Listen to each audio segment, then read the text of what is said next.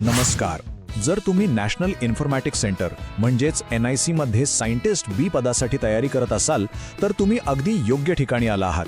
चला या परीक्षेसाठी एक स्पष्ट आणि कृतीशील आराखडा कसा बनवायचा ते पाहूया. हे बघा, ही काही साधी-सुधी नोकरी नाहीये.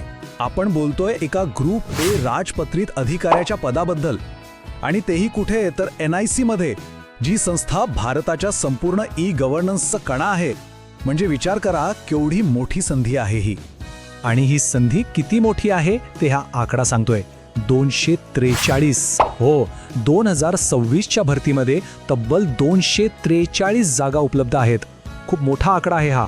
आता या जागा विभागल्या कशा आहेत ते पाहूया.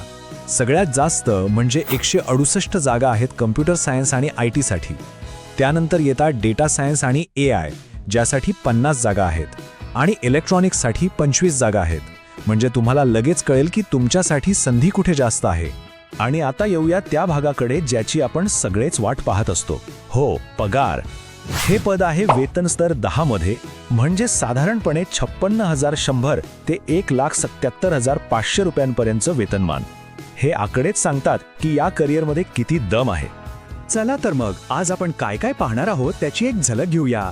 आपण पदाबद्दल समजून घेऊ, मग निवड प्रक्रिया, कट ऑफ, अभ्यासक्रम, एक परफेक्ट स्टडी प्लॅन आणि शेवटी मुलाखतीची तयारी, असा आपला पूर्ण रोडमॅप असणार आहे. चला तर मग सुरुवात करूया निवड प्रक्रियेपासून. यातला सगळ्यात महत्त्वाचा भाग म्हणजे गेट परीक्षा, कारण पुढची सगळी प्रक्रिया ह्याच परीक्षेच्या गुणांवर अवलंबून आहे. हा मुद्दा खूप महत्त्वाचा आहे, नीट लक्ष द्या. तुमच्या अंतिम निवडीमध्ये 60% वजन हे तुमच्या गेट स्कोरला आहे आणि उरलेले 40% मुलाखतीला.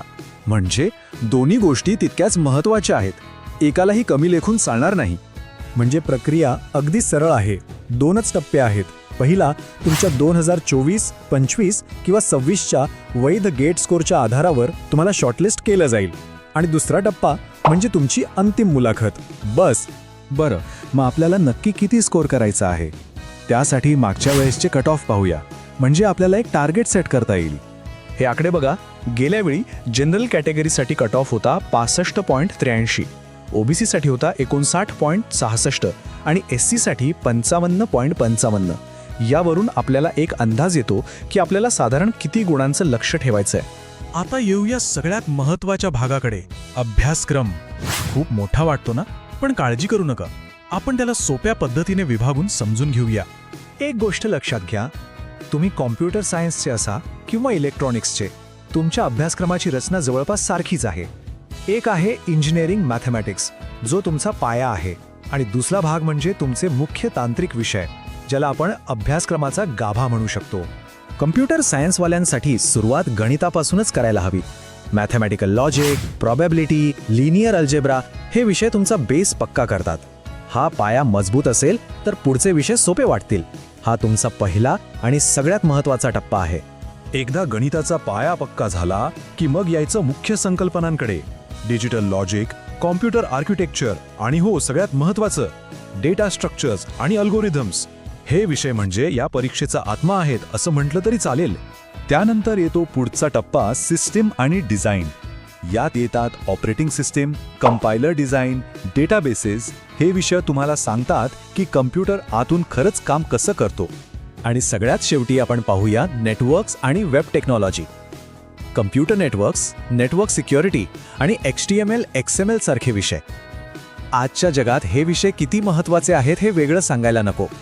आता इलेक्ट्रॉनिक्स आणि कम्युनिकेशनवाल्यांसाठी सुद्धा अभ्यासक्रमाची मांडणी अशीच तार्किक आहे. यात नेटवर्क्स, ॲनालॉग आणि डिजिटल सर्किट्सपासून तेथे कम्युनिकेशन्स आणि इलेक्ट्रोमॅग्नेटिक्सपर्यंत सगळे महत्त्वाचे विषय येतात.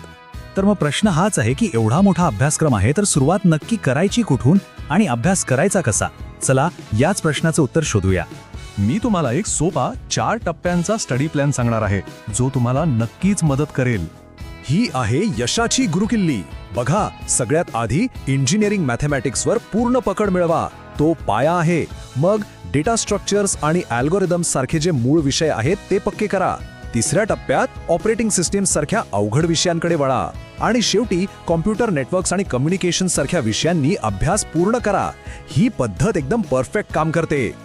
चला, समजा तुम्ही गेटमध्ये उत्तम स्कोर केला आणि शॉर्टलिस्ट झालात. आता येतो शेवटचा आणि सगळ्यात महत्त्वाचा टप्पा, मुलाखत. मुलाखतीत ते नक्की काय पाहतात? तर 3 मुख्य गोष्टी. पहिलं, तुमचं टेक्निकल नॉलेज किती आहे. दुसरं, तुमची बोलण्याची पद्धत म्हणजे कम्युनिकेशन स्किल्स. आणि तिसरं, तुमच्या डिग्रीमधली तुमची कामगिरी.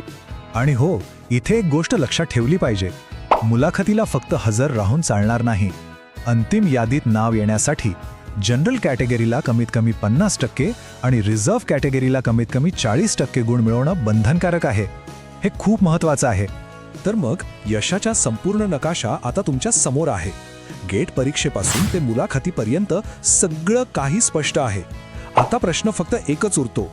NIC मध्ये आपलं करिअर घडवण्यासाठी जी मेहनत लागणार आहे त्यासाठी आपण तयार आहोत का?